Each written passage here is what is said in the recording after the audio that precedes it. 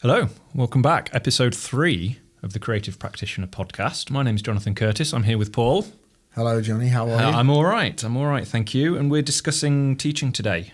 Yes, building on the first two episodes. Yeah, we arrived at this as a sort of natural ending point of what we were talking about last time. We've got the teaching pathway that we talk about in the book as one of the major pillars, I think, of the path to professionalisation in the arts. What does all this mean to you? What are we getting at today with this teaching topic? Well, I obviously thought about this a lot, writing it, doing it, and then here we are talking about it. Education means different things to different people, and we educate ourselves. I hope. Every day, whether we realise it or not, but within that, there's a lot of assumed knowledge as well. Yeah, we were talking about this last time. In many respects, anytime you step into a place, there's an assumption of safety, but there's an assumption of responsibility, an assumption of a level for teachers, for students, for performers. Yeah, this assumed knowledge seems to be quite a recurring theme. Yeah, and we can talk about that. We should talk about that. But in terms of education itself, the definition of it is broadly centred around the process of receiving or giving systematic instruction.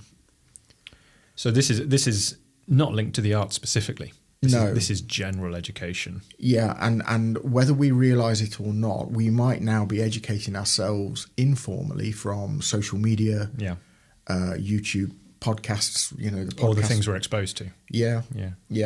Even down to the instruction manual that none of us read. It's all there. It's all there. It's all there to guide us. And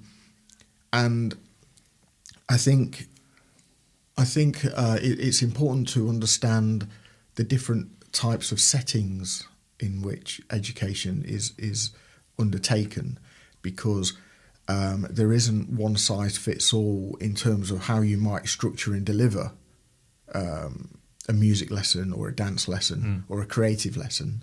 So how does this tie into the broader picture then? I mean, we've got the teaching pathway as one of the major pillars of the book. Yeah. Why were you keen to include that as such a major feature? I think creative practitioners. I think if we briefly touched on it last time. There needs to be an understanding that if a person wants to have a career as a creative practitioner, at some point, in one guise or another, they will pass information on to another person, like they will teach. Yeah, in some form. Yeah, yeah. And teaching art is particularly difficult because it requires a person to be highly proficient in many skills, not just the art form itself. You have to understand it, don't you? And then you have to be able to convey it in an appropriate way. Yeah, but I think you have to understand people a little bit, or want to. It's a very holistic skill, isn't it, teaching? Yeah, especially in a one-to-one situation, which I think most of us actually, that's the environment that we work in. I think for the majority, yeah. Yeah. Yeah. And I've been thinking about this, and I think that actually... If we explore the one-to-one model a little bit, then would you agree, or that it's based actually around developing a professional relationship? Yeah, the vast majority of it's in the relationship, isn't it? Yeah. And at that point, the conveying of information is kind of arbitrary. Yeah. Because it's the same way I would convey information to a friend or my wife or my daughter or something like that. If the relationship's there, the information can flow through general communication, can't it? Right. So what we need to build that relationship, and this is in no order, and I'm sure it's not even complete, but we need time. Yeah. We need good communication skills. Rapport. Yeah. Yeah. Which will enable us to get into the realm of trust. That's an important one, isn't it? Trust. I think we've all got experience with teachers where the trust is waned. Yeah. And then you start questioning everything, and at that point it seems like the relationship itself breaks down. And I think that's because the communication's broken down. Yeah. And that's because probably the parameters are not set. The goal is not discussed or agreed, or maybe the goal's changed, and because people evolve and change.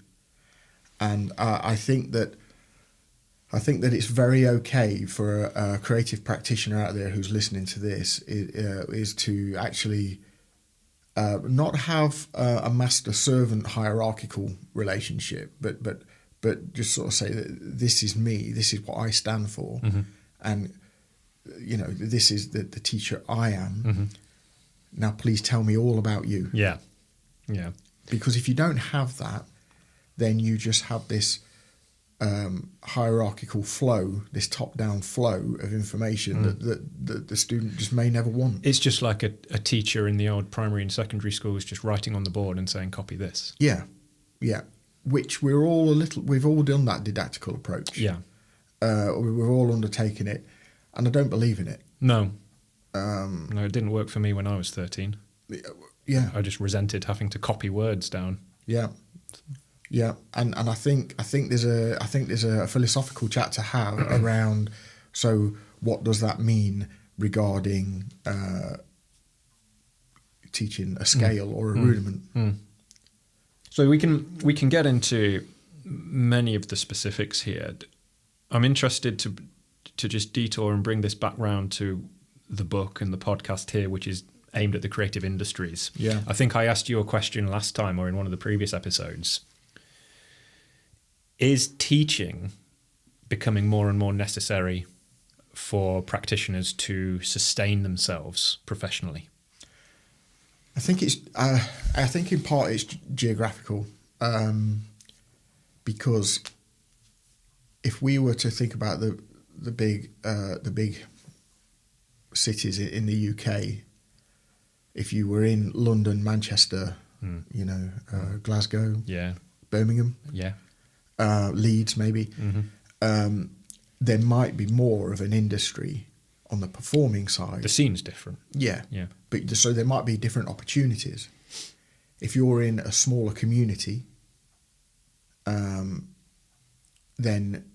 you might actually practice the art of teaching, but then go and travel to do the performing. Quite. Right.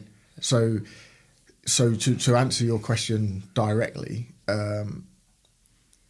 yeah, I think so. I think the people that I know that have had the long successful careers are teaching and are really good at it. There's two things for that for me. Number one is that I need the teaching to sustain myself. Yeah. I wouldn't be able to maintain my way of life and pay my bills without the teaching. But that was partially a choice, because the second point is it enables me to actually focus on the things I want to. Yeah. I enjoy teaching. I don't do it 9 to 5. It's not a 40-hour-a-week commitment. Yeah.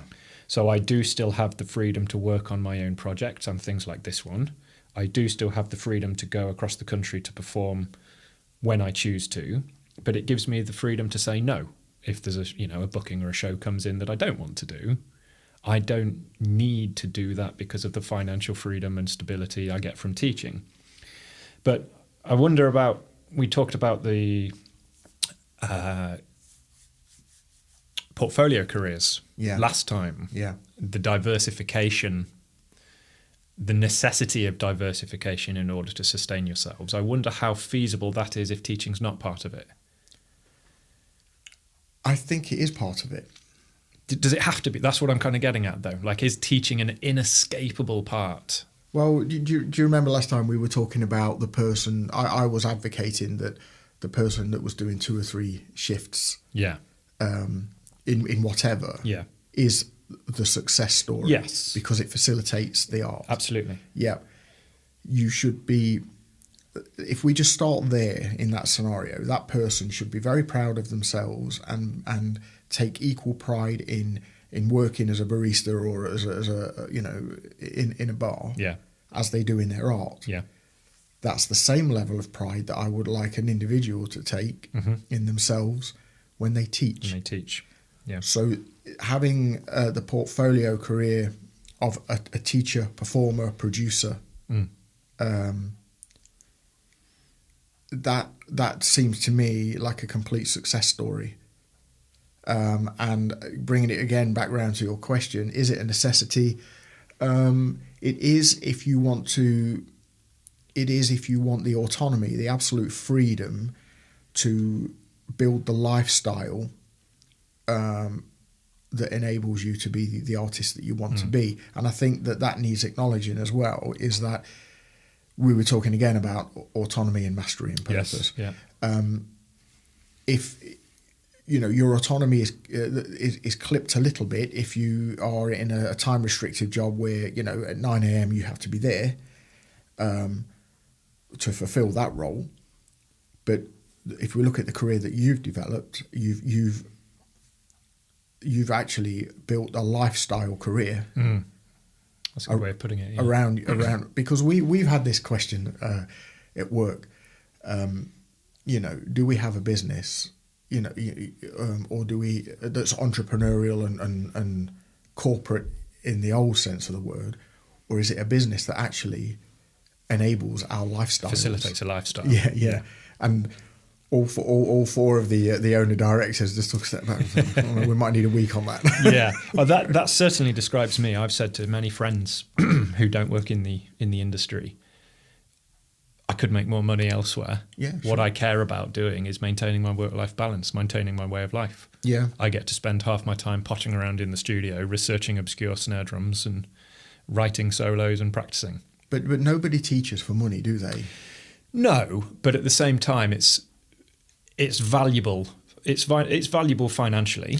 Yeah, but just for me, let me just clarify my point a little bit. What I mean is, if you look at those that teach in the state sector, yes, they earn a living. Yeah, of course, yeah. but not. You're not there for the wealth, are you? That's what I'm trying to get at. So all teachers are driven by a passion. Yes, and I think that bringing it round again back to the creative practitioner, be creative in that zone. That passion has to be there, though, doesn't it? I think somebody trying to teach an art or anything that they're not passionate about, I think that would struggle with the communication and the rapport, wouldn't it? I think that passion has to come through. Well, if you're genuine, it would be obvious. Yes, you couldn't hide it. No, that especially in the one-to-one scenario. And I think that practicing the art, the performance side, can really inspire the practitioner to facilitate creative teaching. There's that desire to share it, isn't there? Yeah. But what you're doing is that you're opening a window into a world that most people will never have access to. Yeah. Social media has helped in that respect. We get behind the scenes access to people. Unparalleled, isn't it? Yeah. Even down to amp setups or drum tuning or stage setups. Or the hotel room even. Yeah. The tour bus. Yeah. The travelling, how they got there. Yeah. But and I'm not sure whether that's a good thing or a bad thing. I think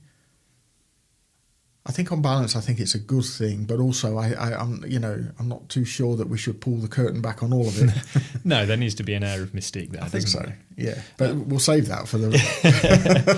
I think another thing that we haven't mentioned yet. We seem to be extolling the benefits of teaching a lot. I think one of the biggest ones is how beneficial it is for you as an artist as well. We talked about how you need to understand something in order to teach it and convey it. Yeah. But that in turn bolsters your own understanding.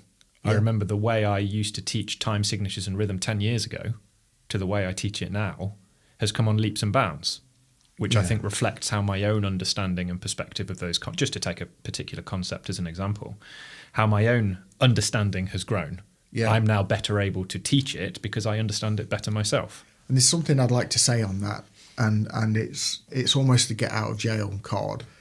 And I would like every reader and every listener to take this forward, whether it's the episodes that are already out, or whether they read the book, or whether they take this in respect of their own career. There is no end state. It's endless progress, endless process. Yeah. like we discussed previously, art is a process. The art of teaching is a process. Education is a process. But the lessons that you and I would have given 10, 20, 30 years ago, they ought not to be the same. No, there's a problem if they are. Yeah. They have to reflect our own growth, don't they? And they have to reflect the growth of the individual that's opposite you. The change in the youngster in front of you. It's not the same teenager that would have been there 20 years ago. Yeah, when you're teaching a 13-year-old, when that person becomes 20, the lesson changes to adapt to that, doesn't it? I hope so. Right. It should. So I wonder if this leads us into this aspect of formalization within teaching. Then you made a great comment, I think, previously in the last episode. Yeah. Something about general progressive development, professional development, and why shouldn't that? Oh, we're always developing as artists. Why shouldn't we develop our teaching as well? And you said this great phrase, well, why shouldn't we formalize that? Yeah. So we talk a lot in the book about the pathway, the teaching pathway with regard to qualifications. There are many qualifications out there, diplomas and teaching certificates and things like this. And I think this triggered some really interesting discussions with us, because I've been teaching for a long time, coming up to 15 years I've been teaching. And I have a degree, but I don't have any formal teaching qualifications. But I do consider myself a very good teacher, primarily through experience. I think I'm good with people. I think I have passion for what I do. Yeah. And I'm able to convey that with students with whom I've built a good relationship. But at the same time, there are clearly things of value that you can get from formalizing the process. Through dedicated teaching qualifications. You are in a better position to speak to those than I am. Where do you think the nature of qualifications, specifically with regard to teaching, and even more specifically with regard to teaching the arts, where does that sit within the broader context of this? So if we look at you individually, You're a philosopher, you're a thinker, you're a doer. The teaching qualifications, well, let's take the book as an example, as an academic text. I hope that being involved in writing it, producing it, has changed the way that you might think about your teaching practice. Absolutely. We talked about the fire extinguisher and the first aid kit, to name but a few. Yeah. Therefore, a diploma, a teaching diploma for you would be a retrofit, wouldn't it? You would just be, based on your experience, you would be completing the tasks required because you're actually doing the job on the ground. Yeah. For those forward-facing, the world's a big place. There's a lot of very good people out there doing it, and if you want to get into that arena, I think I would struggle. You touched on this last time. I would struggle if I wanted to teach in a university. Yeah. Lecturers need a PhD, which I don't have, and dedicated music teachers in school settings generally need something like a teaching diploma or a PGCE or something like that. So I certainly know what you mean about, depending on where I wanted to teach, a diploma could be very beneficial. Yeah, and I think the first thing that a person should do, especially if they're looking at teaching the arts, is just take a breath, have a moment to think about the application, the arena in which that they want to work, because the diploma might be the best thing for them, rather than a degree. Yeah, for many reasons. I mean, for many reasons, the financial reasons, just not least. Yeah. But I think one of the big things I wrestled with, under you and individually, actually independently, have applied to take a performance diploma. Yeah. On at least 2 occasions, and on both occasions I stopped pretty early on because I couldn't justify it to myself. As in, you talked about retrofitting for me. I was already gigging. I was already performing, playing sort of quote unquote professionally. And I couldn't justify the time spent practicing and preparing for it and the cost and the energy and things like that. But even when I was, which is a discussion in and of itself, right? Yeah, but one of the things I always said to you is I want to follow the performance path rather than the teaching path. Yeah. Do you think, let's go back to this hypothetical person who you said is forward facing, maybe earlier on in their career, students and the like. Do you think there's a decision to be made about which path they follow and that has big ramifications, as in, I want to follow the performance path because I want to be a musician, just to take music? Or do I take the teaching path because I want to be a teacher? Are they mutually exclusive? And does that affect which pathway you take? There might be people listening to this thinking, well, I want to do this, but I want to teach, but I want to perform, and I don't necessarily want to exclude one or the other. Teaching secondary, I think, in the evolution of ourselves, right, we need to be the student first. And I think you also need to be the practitioner first. Exactly. Because imagine an 18-year-old who gets themselves a teaching diploma. They've got the certificate, but if they haven't got real-world experience and the time spent in the art form, I wonder if there'd be an issue of trust. That's an interesting one. I mean, we at MLC, we've got 2 young people working for us as classroom assistants. Right. And they are doing, a part of their development with us is they're doing level 3 qualifications in being a classroom assistant. Right, yeah. So what that enables them to do is form up a lesson, deliver it, be a safe person. Now, to some people, they might say, well, actually, there is a trust issue because there's a young person there. But if you think about a community of practice, that young person is gaining complete support from the likes of me and other people in my team. Yeah. We're only putting them in. We're only asking them to look after people that we deem that they can take care of. And by that I mean teach. Yeah. They don't need to be subject matter experts because we're not asking them to teach you. Yeah, yeah. You know, we've deemed them to be a safe person. They've got the qualification. Do they need to be old? Is age the parameter in which we measure experience? Well, again, I guess we're talking about the potentially different theatres here, because of all the students that come and visit me who travel or who come abroad or who I teach online, as in not the after-school youngsters who probably just want a convenient place to come after school, at least at first. The reason those, what I consider the specialist or the visiting students, the reason they come for is because they've seen my body of work. Yeah. And they trust that I've got experience and expertise in order to teach them, whether they're old or young and whether I'm old or young.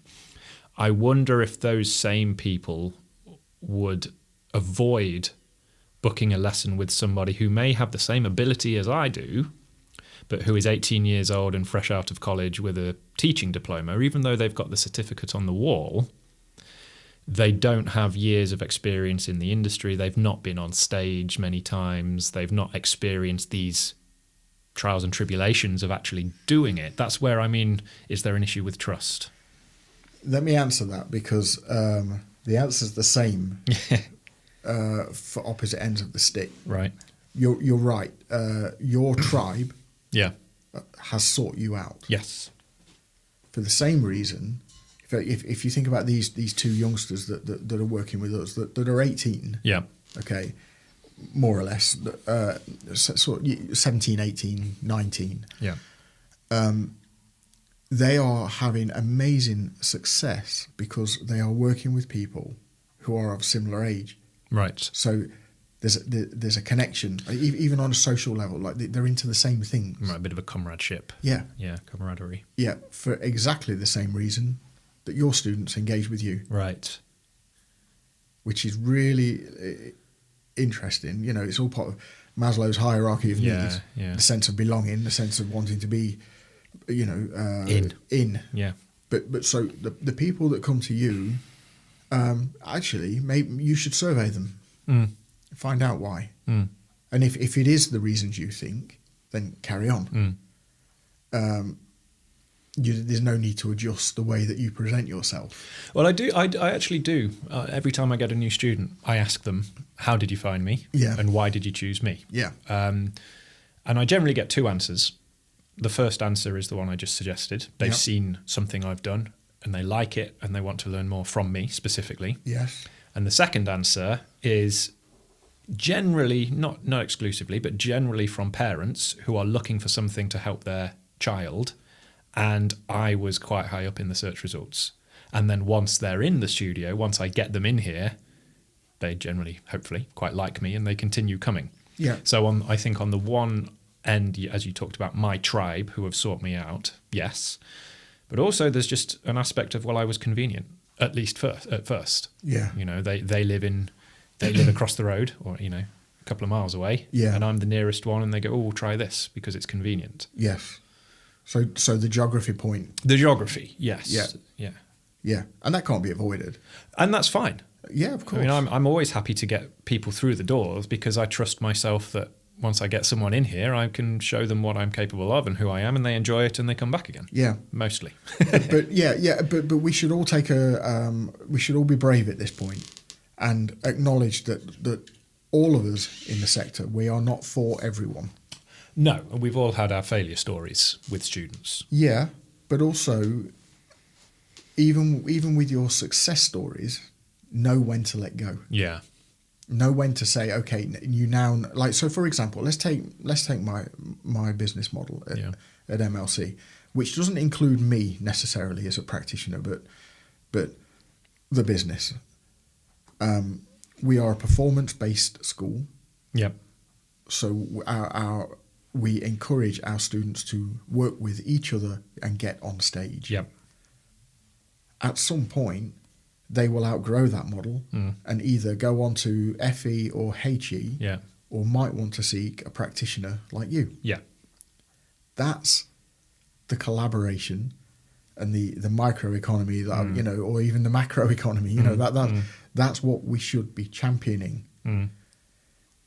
There's too much protectionism in what we do because there's a need to earn a living. You said to me a long time ago, other teachers and other drummers in the area, they're not competitors, they're colleagues. Should be. Yeah. That stayed with me. And that attitude is not prevalent, I don't think, for many people. And I've tried to adopt it. I see you and I, we could be considered competitors. We have teaching practices within 10 miles of each other, but we collaborate all the time. I don't see you as a competitor. No, and I don't see you as a competitor. It's just a completely different... But we could. That's what I mean. There's an attitude that I think one adopts or one doesn't. I think we both know people in the area who would consider both of us competitors and perhaps wouldn't engage with us because of that in certain ways. But then what you're doing is you're building a wall, aren't you? You're walling yourself in. You're walling yourself in. You misjudge the people. Yeah, us and their mentality distorts it. If you are a sole trader, a lone warrior, and you've walled yourself in, where do you go for support? Right. And then, if you bring it back round to teaching in more formal settings, they have peer-to-peer observations. They have management walkthroughs. Yeah. They're observed by Ofsted. Yeah. Right, wrong, or indifferent. But then you've got the individual practitioner who says, oh, no, I couldn't be observed. Well, why not? What are you afraid of? So this is a great segue into the idea of professionalism within teaching then, carrying on this idea of the qualifications and formalising it. There are some things in the teaching chapter that I think are brilliant, not just from the teaching perspective, but from the idea of professionalisation generally. I've got on my notes here talking about the idea of academic rigour as it applies to teaching. I want to lead this in with an example, which I mentioned to you earlier before we started recording. When I first came to you as a student, you drew up for me like a graph where along the bottom were lots of different styles of drumming. and different drumming ideas, different styles, technique and timekeeping and sight reading and all things like that. Yeah. And along the vertical axis was, I think, the graded levels. Yeah. And you gave me a sort of preliminary evaluation and you plotted all of my different areas on the graph. And then you said, over the course of our lessons, we aim to bring all of these points up. Yeah. And over the course of our teaching, you showed me, I've bumped you up on this one now. And I remember that always stayed with me because my experience of drum lessons before then was in some dank room, floor to ceiling with cases, not much in the way of professionalisation going on. And it was very surprising to me to see you take it so seriously. I remember thinking, gosh, I've never had a teacher, or never had many teachers, certainly not a drum teacher, pay this much attention to me as a student before. Yeah. Which I guess is sad in a way, isn't it, as a young musician. But anyway, I've incorporated something similar into my own teaching these days. All students have a live folder on the drive that them and their parents, if appropriate, can access. Yeah. And I'll upload things to that, live lesson notes and things like that. And it always surprises me how surprising that is to some students. Oh, I've never seen this before. I've never had access to lesson notes and uploaded resources and things like that. And that strikes me as a very particular example of professionalism and perhaps academic rigor at play in the teaching zone. Yeah. Where did that come from for you originally? Because this was pushing 20 years ago. So that model is like a landscape view of the art, and I'll just talk about the model and then I'll talk about where it came from for me. If this is a shameless plug, but forgive me, but if you look at the Drum Set for Beginners series, your books, the reason that we the publisher wanted that title was that if you've never played the drums before, you're a beginner. Yeah. But you can be a competent rock player and have never played jazz before, so you're a beginner jazz player. Yeah. Or a beginner Latin player, yes. or maybe you're highly competent and you're gigging, but now you want to look at your technical facility. So that's the beginning of your journey. Yes. So that's the landscape approach to how I teach the arts. But within that, we don't learn in a conveyor belt fashion. And there's lots of wonderful examples of that. Sir Ken Robinson, for example, the conveyor belt learning fails, and yet that's how we're taught at school. Yeah. So you should have a landscape view of a person, and then that's when I was able to sort of with that matrix view, that grid view. It's like graph. A diagnostic, isn't it? Yeah, it is that. Yeah, it's like and it's only best guess. I mean, I've made some notes on that in that one of the communication between the parties is essential if we go back to the beginning of this podcast, but time is as well. Yeah. And I'm saying this to practitioners who are listening, but also if you're a student out there, don't expect too much too quickly. Too soon. Yeah. The teacher's got to get to know you. Yeah. You've got to reveal yourself a little bit. Yeah. Right. And you were really good at that at the beginning with me because you were very clear on what you wanted out of it. Yeah. Some don't know what they want. They just want to participate. Yeah. Which I'm a big advocate of. Like just have fun, The model came from was introduced to me by the late, sadly, Don Famularo. Right. And he had this idea of plotting it just with books because he had an idea that said that not every music book that was published could help you in isolation. Yes. So he'd want to plot all them in. Right. And I thought that was brilliant. So you were a student of his, right? Yeah. You worked with him. Yeah. And I thought that was brilliant. And I thought, well, but that applies to everything. Dom, I think, did a lot for that side of drumming, didn't he? Yeah, huge amount. I think in his own way, very big on this idea of professionalisation, even if he didn't call it that, the formalisation, the way he approached it, the structuring. And I think there was a lot of that from you at MLC. I remember I was young and hot-headed when I worked with you at MLC, and I don't think I understood the vision, because some of the things you were implementing when I was there were things like making sure the communication with students went through the company email address rather than private texting. Yeah. And I remember at the time thinking, well, that's just making my life harder. But when you look back at things like that in retrospect, you see an attempt at professionalizing a really inherently chaotic situation. Well, it would be very hard for the company to defend you in a safeguarding. Right, there's no accountability, there's problems with safeguarding. But of course, for 24-year-old Johnny, who just wants to be a professional musician and wants to be a rock star, safeguarding and professionalization are not on my radar. Yeah. Right. We talk about the time it's taken me 15 years to be able to look back and appreciate that. But I think even then, and you certainly, I'm not with MLC now, but you've come a long way in those regards to when I was there. But I think you were already starting to make those moves. Yeah. Professionalizing the whole operation. Nothing even to do with the teaching. I think you always trusted us to deliver the lessons. Yeah, I mean, let me just talk about both of those. So thank you. But go back to what I said earlier. There is no end state. We are by no means where You're not finished, right? Yeah, we're not where we want to be. But we are trying, all the time. We are trying for a lesson with us to mean something. Yeah. And it's also about the environment, and it's also about how it makes you feel. And that's really important to us. It's not about notes per minute. Yes. For us. Yes. It's about your time with us. It's a relationship. Yeah. But also wider opportunities. So getting up on stage, and not just any stage, one of the best stages in the country.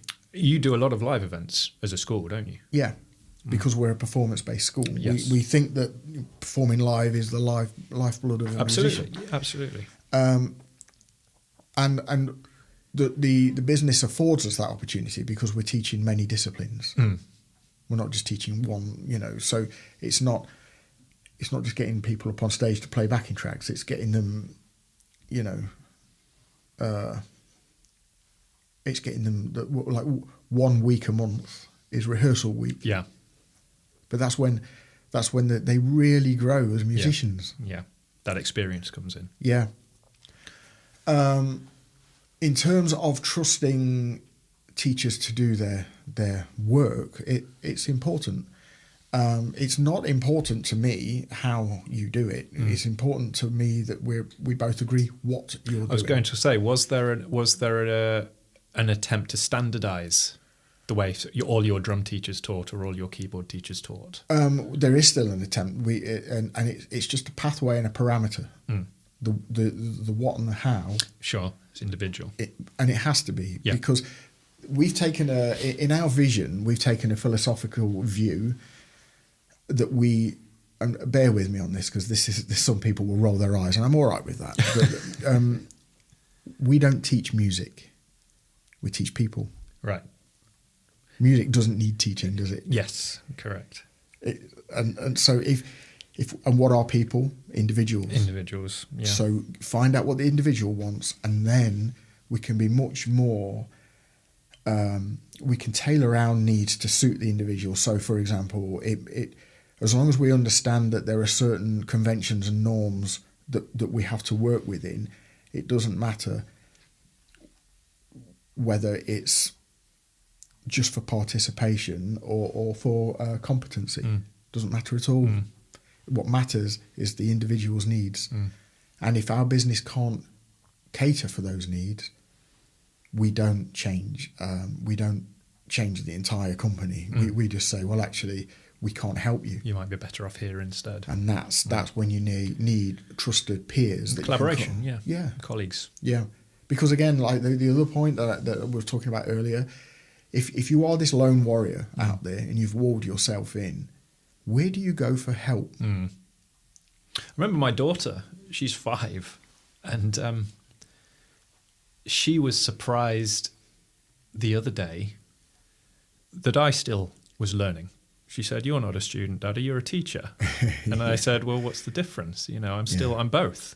Yeah. I still have lessons I'll seek out. You know, we talked about my tribe seeking me out. I will seek out teachers, of course, for a specific topic. And this comes back to what we talked about with the diagnostics, isn't it? If you've got a certain illness, you'll visit a specialist with that illness. If I'm looking for something I need help with, I go to an expert in that zone to try to help specifically with that topic. I remember our friend Rob in Marseille always used to describe lessons as being like a doctor-patient. The doctor diagnoses and then prescribes. Yeah, and actually Dom was kind of like that in his approach. Like that was his whole point around the books is that he would prescribe what you'd need. Yeah. And actually, my books are like that, by the way. They're a bit signposted. Signposts, aren't they? Yeah, like I wouldn't advocate, even our book, I wouldn't advocate that a person reads it from cover to cover. No. Dip in, point. Find the parts you need. Yeah, exactly. Yeah. But it's interesting, around your point around being ill and seeking out a doctor, well, you wouldn't go to someone because they're a good guy. No. You know, like if you know, like go to Johnny, he'll take your tooth out. He's a good lad. Yeah. You'd hope he was good sense of humour. Yeah. You'd need it, but you'd hope he was a dentist, a skilled dentist. Yeah. So why wouldn't you professionalise and formalise your approach to teaching? Yeah. And as we discussed a couple of episodes ago, it depends on the application. That's what I meant earlier in this episode, where it's like, take a breath, take a moment. Think about the arena in which you want to practice. You might not need the qualification. Yeah. But you will benefit from undertaking the journey, whether you sit the thing at the end or not. Yeah. I know that all the awarding bodies, of which I work with one or two, will, you know, they'll all be cringing right now. And I'm not trying to, you know, they do wonderful, wonderful work. They really do. It's an individual journey. Yeah. I would advocate that everybody takes that journey if they want to teach. And I would hope that they'd be brave enough to then submit. I think there's 2 things I want to close on then, because I think we've reached a good point there. Yeah. Professionalisation as growing over time. To use a very specific example, when I first started, we're in my studio here again, when I first started teaching here, I would take cash, you know, from the student or from the parent. They'd hand me a wad of bills at the start of the lesson. Yeah. These days, I invoice. Yeah. And I invoice in advance. And I've got a cancellation policy that all students receive in advance. And it's taken me time to get to this point, but I've professionalised in this very specific area the way I take payment, the way lessons are counted, the way lessons are charged. And I think this brings me to the main point I want to end with, is professionalisation as a result of perspective.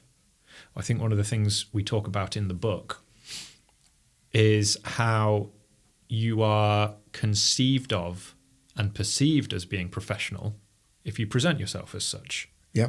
So when I email students at first, when I first make contact with them, it's through a company email address or a custom email address. It contains a copy of my student charter, which is thanks to you in the book, incidentally. It contains a copy of my cancellation policy and parking directions and my payment policy. You will receive an invoice. You are billed for this much in advance. There is a cancellation policy. You will provide in writing cancellation and all things, etc., etc.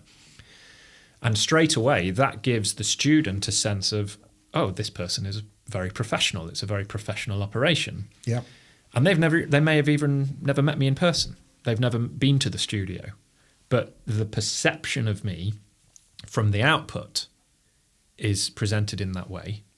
Whereas if it might be a text message from a private number, hey, it's John, just confirming your music lesson. Yeah.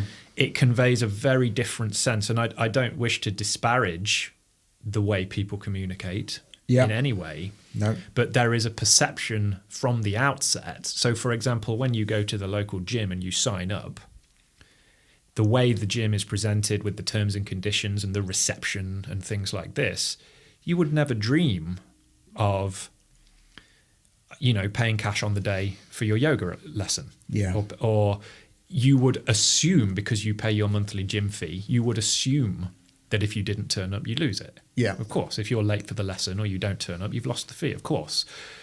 And I think it's important. I've talked to some mutual friends about this, one of whom actually used to teach with you at MLC, who had terrible trouble with students of hers not paying, messing her around, cancelling at last, late notice. Yep.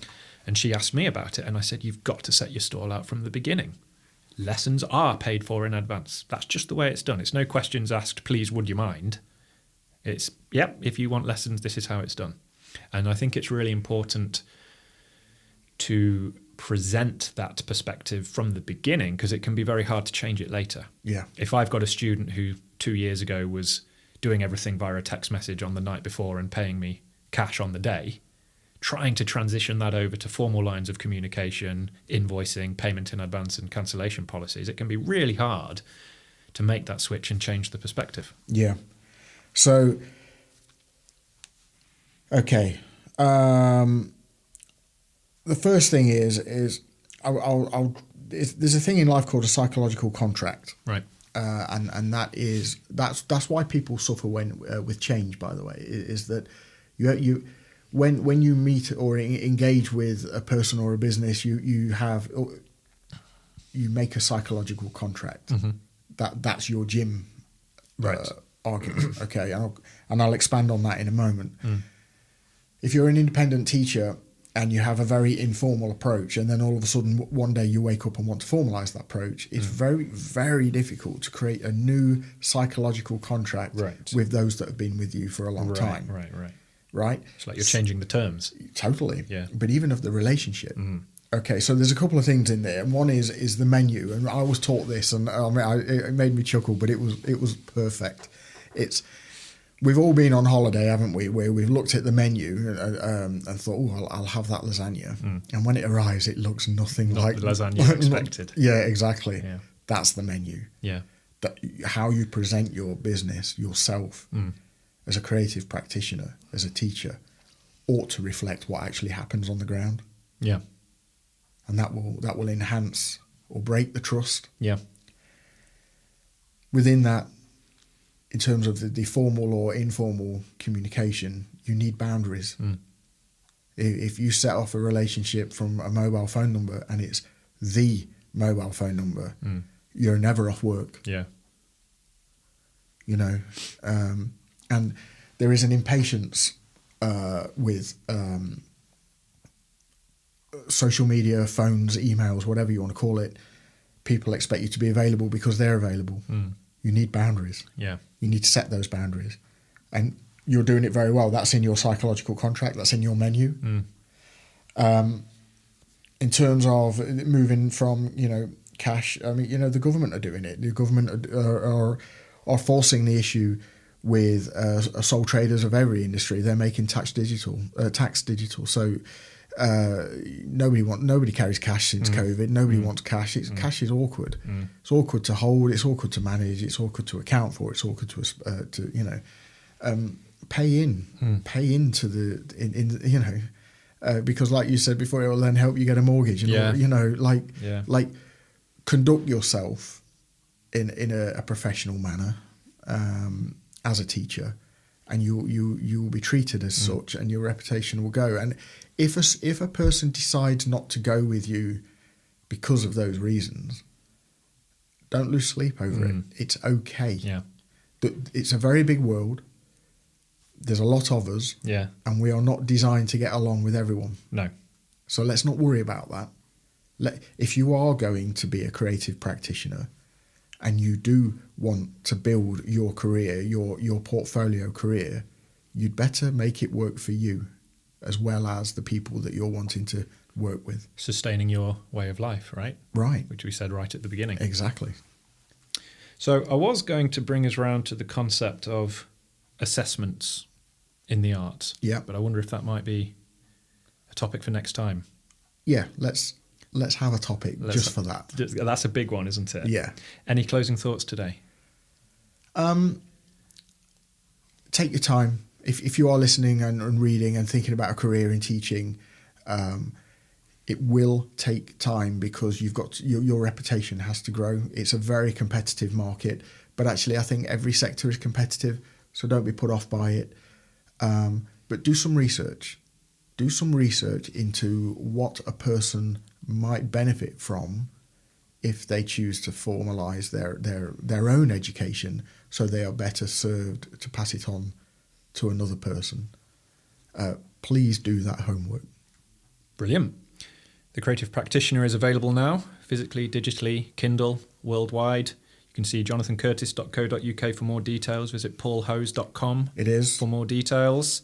Paul, thank you very much. Thank you, Johnny. See you next time on the Creative Practitioner podcast.